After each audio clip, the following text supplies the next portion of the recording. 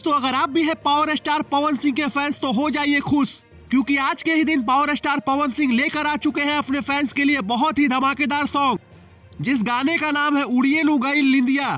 Friends, इस गाने का म्यूजिक वीडियो यूट्यूब पर आ चुका है और पूरी तरह से फैंस के बीच में बवाल मचा रहा है।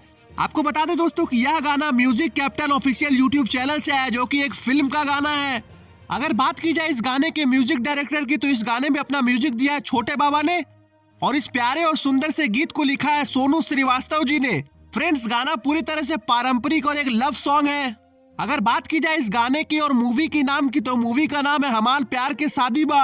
वहीं बात की जाए इस गाने में फीमेल गायिका की, तो इस गाने में फीमेल गायिका है पवन सिंह की फेवरेट प्रियंका सिंह। और बात की जाए अगर फीमेल मॉडल की, तो इस गाने में पवन सिंह के साथ दिखी है परी पांडे और दोनों की जोड़ी काफी ज्यादा सुपरहिट लग रही है दोस्तों।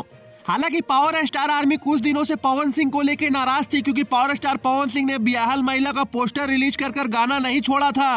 पर फैंस कितना भी नाराज हो, अगर पावर स्टार पवन सिंह गाना पटक देते तो सारे फैंस पिघल जाते हैं और पवन सिंह का गाना सुपर हिट हो जाता है।